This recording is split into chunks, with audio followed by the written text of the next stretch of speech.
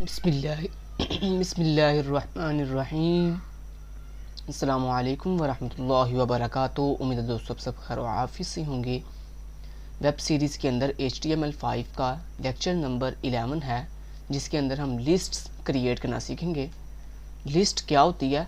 A collection of multiple items, कि जब आप डिफरेंट आइटम्स को मिलाते हैं तो उससे एक लिस्ट क्रिएट होती है। अब HTML5 के अंदर लिस्ट क्रिएट करने के 3 तरीके हैं। First, unordered list. Second, order list. Third, description list. तो ये 3 टाइप्स हैं लिस्ट की HTML5 के अंदर। तो सबसे पहले हम जो टाइप सीखेंगे वो है अनऑर्डर लिस्ट, यानी ऐसी लिस्ट जिसके अंदर ऑर्डर नहीं लगा होता, यानी 1 2 3 नंबरिंग नहीं लगी होती, यानी एक तरतीब नहीं लगी होती, उसे अनऑर्डर लिस्ट कहते हैं। अब अनऑर्डर लिस्ट बनाते कैसे हैं?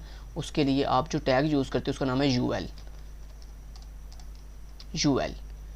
U स्टैंड फॉर अनऑर्डर और L stand for list, unordered list. अब इस UL के अंदर आपने क्या बनानी है? आपने एक UL के साथ एक अनऑर्डर लिस्ट तो बना ली। अब इस लिस्ट में, अनऑर्डर लिस्ट में क्या होती हैं? लिस्ट में आइटम्स होती हैं। सो इस अनऑर्डर लिस्ट में आप जितनी मर्जी आप लिस्ट आइटम ऐड कर सकते हैं। सो लिस्ट आइटम ऐड करने के लिए हमारे पास जो टैग होता है उसका नाम है LI stand for list items. So first list item मैंने लिख दी कॉफ़ी। देन जैसे मैंने आपको बताया कि अब जितनी मर्जी आप LI टैग के साथ जितनी मर्जी लिस्ट आइटम्स ऐड कर सकते हो इस अनऑर्डर लिस्ट के अंदर। सो सेकंड में मैंने ऐड कर दी टी। फिर देन मैंने ऐड कर दी मिल्क। ठीक है, तो ये 3 चीज़ें मैंने अभी ऐड की हैं, 3 डिफरेंट लिस्ट आइटम्स ऐड की हैं। अब आप इसके नीचे जितनी मर्जी ऐड कर सकते हो। ठीक है, जितनी मर्जी लिस्ट आइटम ऐड कर सकते हो, यानी एक बहुत बड़ी अनऑर्डर लिस्ट भी आप बना सकते हो। सिर्फ जस्ट आपने हर नई लिस्ट आइटम ऐड करने के लिए LI टैग लगाते जाना है। चलें, तो ये हमारी बन गई एक अनऑर्डर लिस्ट। इसको देखते हैं। यहाँ से कॉपी फाइल पाथ किया, ब्राउज़र पे आए, यहाँ पे आके पेस्ट किया अपना लिंक और देन इसे एंटर कर दिया। सो यहाँ पे देखिए हमारे पास एक अनऑर्डर लिस्ट बन के आ चुकी है, कॉफ़ी, टी और मिल्क। अब इस अनऑर्डर लिस्ट के साइड पे आपको कुछ बुल्स नज़र आ रहे हैं। ये बुल्स की शेप आप चेंज कर सकते हो। वो किस तरह से? उसके लिए आप अपने इस UL के ओपनिंग टैग के अंदर टाइप एट्रीब्यूट ऐड करोगे। इस टाइप एट्रीब्यूट के अंदर आप जो है 4 चीज़ें दे सकते हो, यानी 4 टाइप ऐड कर सकते हो। पहली, सर्कल। सर्कल से क्या होगा? ये आपके बुल्स जो है वो सर्कल में तब्दील हो जाएंगे। फर्स्ट रिफ्रेश करता हूँ और देखेंगे ये सर्कल बन गए हैं। दूसरा, टाइप के अंदर आप डिस्क लिख सकते हो, जो कि बाय डिफ़ॉल्ट होती है डिस्क। रिफ्रेश किया और ये डिस्क लग गई, टाइप डिस्क। उसके बाद तीसरी एक टाइप होती है आपके पास स्क्वायर। आप स्क्वायर लिखोगे तो यहाँ पे ये स्क्वायर लग जाएंगे। तो ये देखेंगे स्क्वायर बन गए हैं बुल्स। अगर चौथी चीज़ होती है आपके पास नन, कि अगर आप यहाँ पे टाइप इक्वल टू टाइप के अंदर अगर नन लिख दोगे तो इसका मतलब आप चाहते हो ये जो बुल्स हैं ये ख़त्म कर दो। F5 रिफ्रेश किया, देखो बुल्स ख़त्म हो गए हैं। सिर्फ आपके पास लिस्ट आइटम्स तो नज़र आ रही हैं, लेकिन उनके साथ जो बुल्स थे वो ख़त्म हो गए हैं। समझ आ गई बात की? सो ये दोस्तों अनऑर्डर लिस्ट। अब चलते हैं और ऑर्डर लिस्ट सीखते हैं। सेकंड नंबर के ऊपर हमारे पास जो लिस्ट की टाइप आती है उसका नाम है ऑर्डर्ड लिस्ट। ऑर्डर्ड लिस्ट कौन सी होती है? ऐसी लिस्ट जिसके अंदर एक ऑर्डर लगा होता है, यानी एक तरतीब लगी होती है 1 2 3 4 5, उसको ऑर्डर्ड लिस्ट कहते हैं। अब ऑर्डर लिस्ट कैसे बनाते हैं? उसके लिए हमारे पास टैग होता है OL stand for ordered list. अब इसके अंदर भी सेम UL की तरह इसके अंदर भी लिस्ट आइटम्स होंगी, और लिस्ट आइटम बनाने के लिए आप LI टैग का इस्तेमाल करोगे। सॉरी, यहाँ पे ऐसे कॉफ़ी। ठीक है, कॉफ़ी। फिर देन अगली लिस्ट आइटम लिखने के लिए आपने लिखा टी। अगली लिस्ट आइटम लिखने के लिए आपने लिखा मिल्क। ठीक है, ऐसे। तो देखिए अनऑर्डर लिस्ट और ऑर्डर लिस्ट बिल्कुल सेम है, सिर्फ फ़र्क इतना है कि वहाँ पे UL टैग के अंदर हम लिस्ट आइटम ऐड करते हैं, यहाँ पे OL टैग के अंदर हम लिस्ट आइटम्स ऐड करते हैं। तो अगर मैं अब आपको दिखाऊं ऑर्डर लिस्ट कैसे की बनी है, आप इसे रिफ्रेश करता हूँ और ये देखिए ये आपकी बन चुकी है एक ऑर्डर लिस्ट, जिसके साथ देखिए नंबरिंग आ रही है 1 2 3।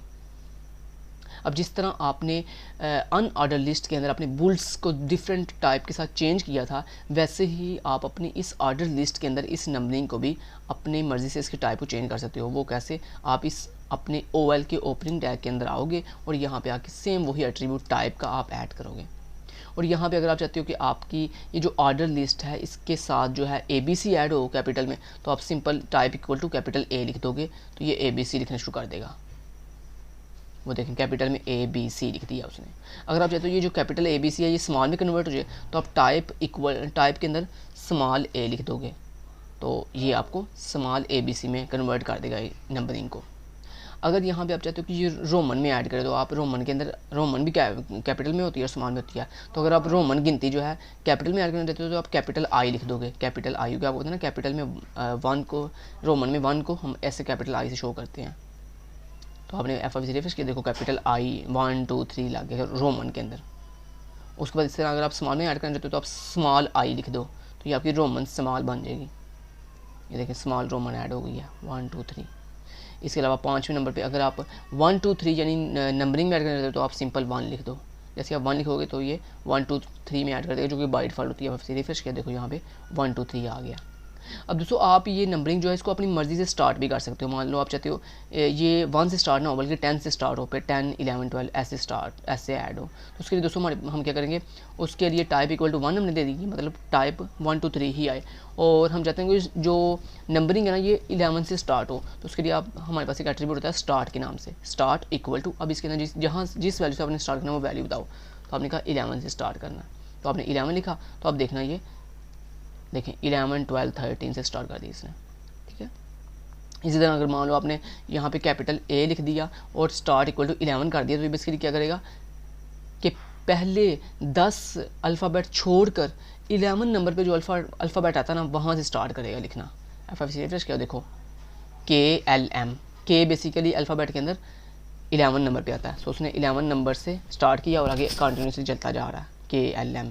आगे और भी अगर होता तो KLMNOPS इसने ऐड कर देना था, ठीक है। तो ये स्टार्ट एट्रीब्यूट बेसिकली ये करता है कि जहाँ से आपने स्टार्ट अपनी विश के अकॉर्डिंग करना हो वो ऐड करता है। चलिए ये ऑर्डर लिस्ट भी आपने सीख ली। तीसरे नंबर पे जो टाइप आती है वो आती है डिस्क्रिप्शन लिस्ट। अब डिस्क्रिप्शन लिस्ट किस लिए यूज़ होती है, जब आपके पास एक कीवर्ड हो और आपने उस कीवर्ड की डेफिनेशन करनी हो तो उसके लिए हम डिस्क्रिप्शन लिस्ट का इस्तेमाल करते हैं। अब डिस्क्रिप्शन लिस्ट कैसे क्रिएट करते हैं, उसके लिए हम लिखते हैं DL stand for description list. अब इस डिस्क्रिप्शन लिस्ट के अंदर आप जितनी मर्जी अपने कीवर्ड्स की डेफिनेशन कर सकते हो। तो कीवर्ड लिखने की अपना वो कीवर्ड जिसकी आपने डेफिनेशन करनी है वो उसे हम एक टर्म कहते हैं। क्या कहते हैं? टर्म। सो उसको ऐड करने के लिए हम DT लिखते हैं। DT stand for description term. Description term, जैसे मेरे पास डिस्क्रिप्शन टर्म है जी C++, ये मेरे पास एक डिस्क्रिप्शन टर्म है। अब इसकी डेफिनेशन करने के लिए हम लिखते हैं DD stand for description definition. So DL यानी डिस्क्रिप्शन लिस्ट के अंदर हमारे पास दो चीज़ें होती हैं, एक होती है डिस्क्रिप्शन टर्म यानी वो कीवर्ड जिसकी डेफिनेशन करनी है, और दूसरा होता है DD यानी डिस्क्रिप्शन डेफिनेशन जिसमें हम अपनी कीवर्ड की डेफिनेशन करेंगे यानी अपनी टर्म की डेफिनेशन करेंगे। तो मैंने यहाँ लिख दिया C++ is a programming language, okay, ऐसे लिख दिया मैंने। इसके अलावा अगर आपने इसी तरह आप जितनी मर्जी यहाँ पे टर्म और उनकी डेफिनेशन ऐड कर सकते हो। सो इसके नीचे अब मुझे एक और टर्म ऐड करनी है तो उसके लिए मैं क्या करूँगा, उसके लिए अगेन मैं DT लगाऊंगा और उसके अंदर लिख दूँगा PHP। सो उसके नीचे मैं फिर अगेन इसकी डेफिनेशन करने के लिए मैं DD लिखा और यहाँ मैं लिख दिया PHP is a backend language, backend language, okay. इसी तरह मान लो मैंने एक और टर्म ऐड करनी है तो उसके लिए मैं अगेन DT लगाऊंगा और DT के अंदर मैं लिख दिया SQL, और इस SQL टर्म की डेफिनेशन करने के लिए मैं अगेन लिखूंगा DD यानी डिस्क्रिप्शन डेफिनेशन, उसके अंदर लिख दूंगा SQL is a structured query language, structured QUERY query language, ठीक है। चलें, तो ये आपकी बन गई एक डेफिनेशन डिस्क्रिप्शन लिस्ट जिसके अंदर आपकी डिस्क्रिप्शन टर्म और उसकी description definition, description term description definition, description term description definition, आप इस तरह आप जितनी मर्जी टर्म्स और उनकी डेफिनेशन ऐड कर सकते हो। तो अगर मैं आपको यहाँ पे FFC रिफ्रेश करके दिखाऊँ तो ये देखो कुछ इस तरह से समझ आ गई।